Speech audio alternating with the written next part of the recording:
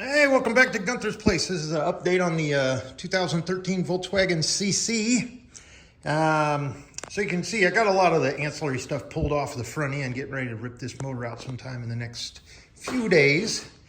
September 12th, 2023.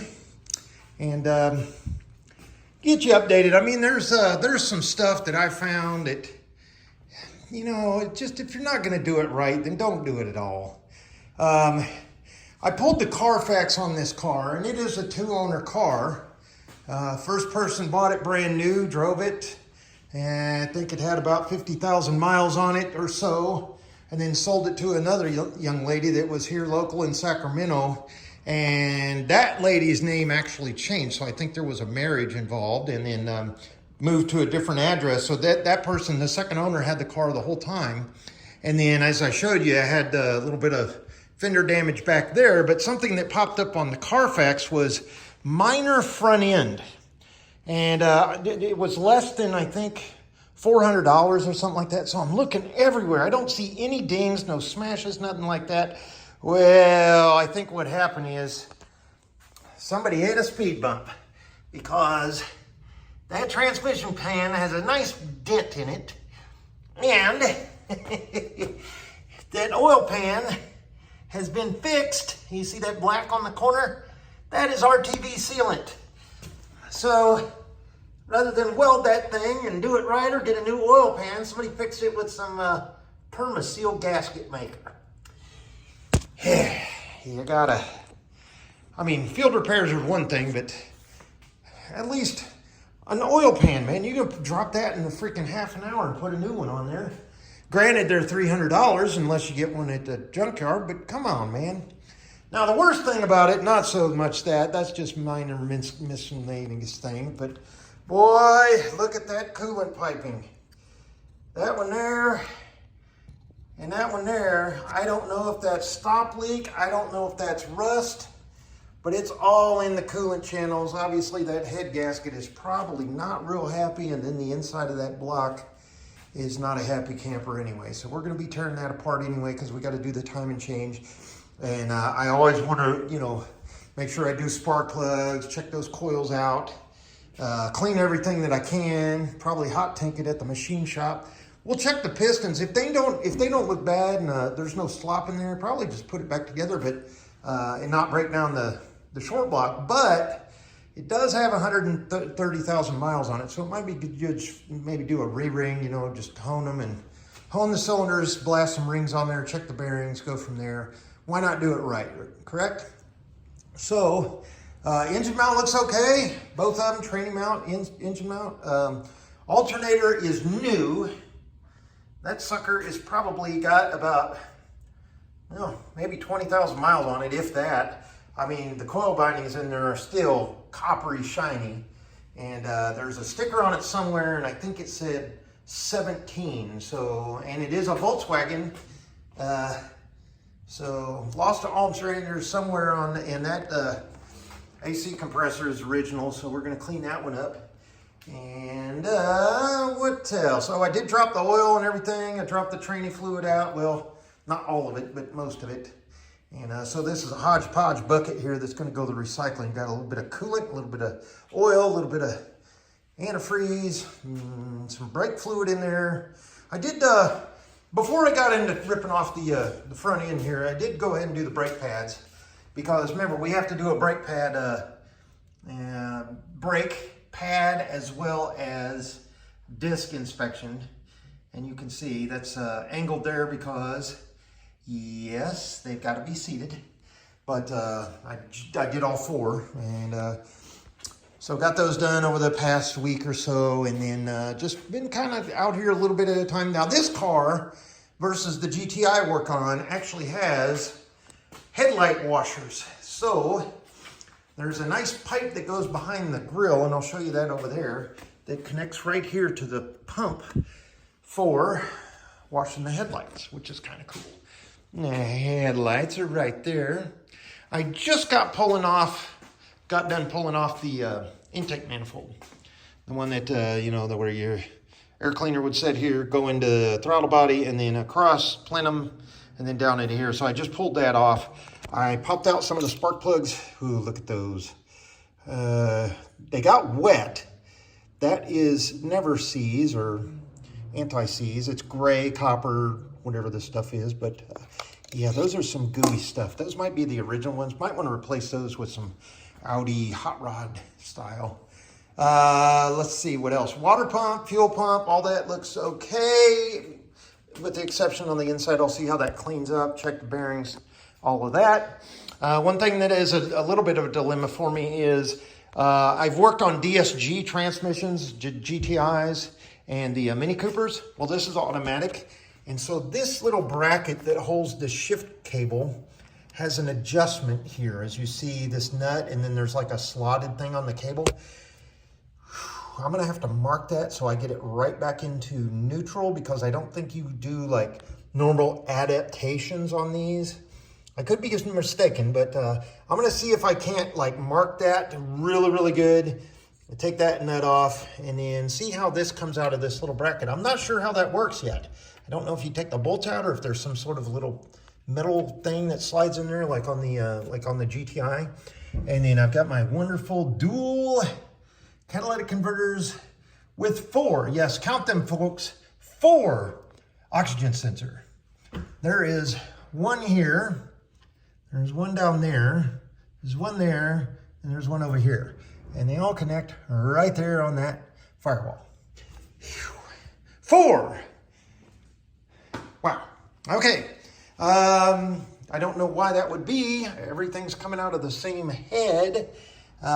Pretty much they divided 3 cylinders to one cat and 3 to another, ran the pipes down, and then they come out a single muffler. I don't know. Maybe make some duals out of it eventually. Starter looks okay. I'll go ahead and clean that all up, grease it, and as I always do, and then we'll go from there.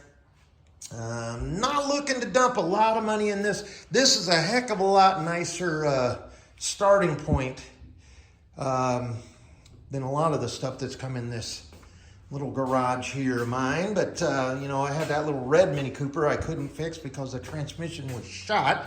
It was a CVT, or constant velocity, and that went back to the pick and pull junkyard and got my, I don't know, $900 out of it before I spent any money. I think I was out, I spent $1,000, so I was out $100 just to tow the damn thing. So, whew, escaped that with the magic wand.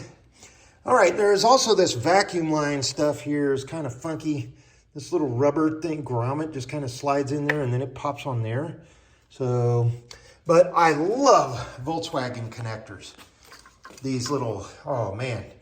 You just get your pick down in there just right and just push down, maybe, I mean, just, all it does is lift that little thing up, poof, they pop right off. Absolutely awesome. I don't know why that isn't just a standard like USB is in the phone charging world now. But yeah, so it looks like this is gonna come out. You know, I should have disconnected the axles and everything back on the back end of the motor before I took off the radiator and the coolant lines and stuff, because I'm going to be climbing down in all that mess. But I think it's going to be pretty easy. So basically what I've got to do is, as you see, I was going to show you the washer line tube. So you're looking at the grill, or I guess the bottom bumper protector, just as it would be on the car. Okay, actually no, I'm sorry, it would be sitting like this. And those little slots right there, pop forward, and then there's a sprayer that cleans the headlights. And it's the neatest thing. So you can see, it doesn't do the fog lights, but it shoots up. And right behind there is this tube, right here. And it goes right down there, and you'll see the connector right there that plugs right into that washer.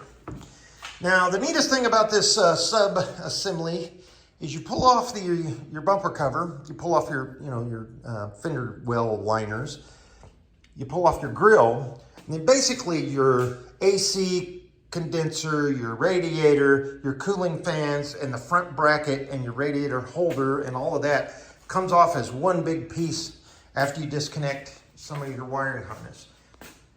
Since we're not going to have to mess around with anything in there, and everything on that seems like it works, we're going to go ahead and just clean that up, you know, spray it off in some more orange clean and put it back together. Now, the one thing I forgot, and I will advise you if you're working on one of these cars, it's a little bit different in the GTI. The hood connector cable, sorry, it's kind of under here, but that son of a bitch was, I didn't take it off before I undid the bolts, and so I had to put it back up there, and then I had to play around with that. And there's a bracket on top of a bracket on top of a plastic clip on top of these little metal things that clip on the plastic. Yeah, pain in the ass. Anyway, got that off. And sorry about walking him around here, but yeah, I think everything's gonna pop right out. We got all the wiring and cable here. I got to do one the ground strap here on the engine mount. Loosen that up so I can actually get to that bolt. Actually, no, I won't. I'll take this bolt off. I'll just remove that, and then just like we normally do, just take off the 3 here, and then those 2 right there. Drop the engine straight down. The frame is high enough off the ground. I'll be able to drop the engine will come down about, I don't know, 8 inches or so, and then just pull it forward and kind of shimmy it out. I'm going to move the phone the way I normally do it. Okay, so if that's the engine mounted, I drop it down like this. I wiggle it this way, wiggle it that way, come out forward, and then boom, and then we get to mount it on the engine block stand over there. Now, I've seen the RS32 engine, and I've seen the some of the other Volkswagen V6, VR6s mounted on engine stands, and I'm hopeful that my little Harbor Freight engine stand here, if I take off the expansion brackets, I think that flat piece will go right on the back of the block, and of course it's kind of offset, so I'm not sure which side back there it's on, whether it's like this or if it's over there. So what I'll do is I'll mount it on the engine stand, and then I'll tilt it like this, so it's at an angle. So more to come in the next video when we get to that point. A couple more, like the fuel line, fuel pressure switches, and then everything else is back there, folks. Get this heat shield off of there. Nice weld job there with these rivets. Means I've got to take that bracket off. But yeah, and then it may not have to do anything with the OT sensors, because I believe, yeah, those exhaust manifolds mount up pretty much right here, so I might be able to get those brackets from the top side, and then I'll just need to bust loose the axles and the engine mount, or the transmission mount underneath there, and I think we'll be okay. Now, there was a video I watched where they said you had to drop that subframe cross member down about 6 inches to get the engine out, but I don't think we're gonna have to do that. We're gonna try to do it our normal way, like we did the Volkswagen GTI and the Mini Coopers, and see how that comes out. But 13 minutes in, I just want to give you an update. This little car, boy, I'll tell you what, it was so nice not to find any busted ass stuff on here. Aside from the coolant piping and that repair job on the oil pan right there. And this oil pan is one with the level sensor under it, so it's a little bit more expensive than the other ones are typically. And then the other thing I found that was broken were the coil pack, these connectors. See where they would clip on? Pretty much all of them were busted. It's not a hard repair, but because basically it's just the housing, it's not the wiring, it's just that plastic shield thing. Probably find those on Amazon, believe it or not, or Chinese made. But yeah, what's kind of concerning is even with this little rubber gaskets on here, I still had a way to get some water down there. I hope that we're not dealing with a cracked head or a cracked block. Especially with the way that coolant's looking now, if it's a head gasket and they just dumped a lot of stop leak in there, you'd think that we would have a lot of stop leak or some rust looking stuff coming around the top of the block, but there's not anything. And then I don't see anywhere where it's looks like it's overheated or, you know, heat soaked, other than in there. So maybe we're just dealing with some coolant, old coolant, or some stop leak somebody put in there for some reason. Could be the heater core, never know. Let's try it. So, but yeah, we're going into this with a fresh and open mind, and then probably sometime later on this weekend or maybe next week. I mean, we're not in a hurry with this car, you know what I mean? It's just a nice, cool 70-degree weekend coming up, and we'll be out here in the garage playing around with this just a little bit at a time.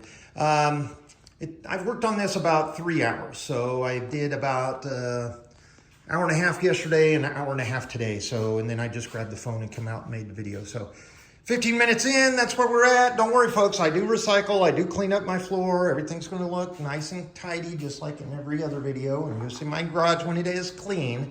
And then I got my tables over there leaning up against the wall to start getting all the parts and pieces laid out and documented and Ziploc bagged and labeled with my magic marker, as we always do. So hang in there, folks. More videos to come.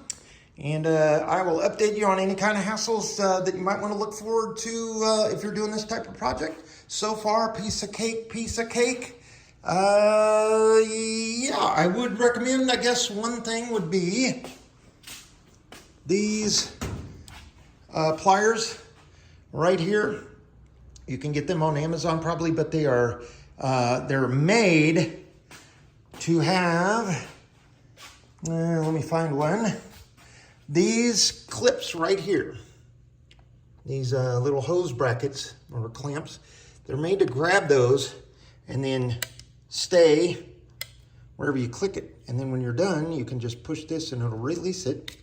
There you go. So those come in handy. They got the little knurled things on the end. I would recommend some of those. I don't know where I got these. Snap-on, I'm not sure I have them, but they are, I think they're called snap ring pliers. So yeah, I would recommend those. Other than that, yeah, everything's looking good. You know, even the airbox cleaner was in good shape. So yeah, somebody took really, really good, took really well care of this car.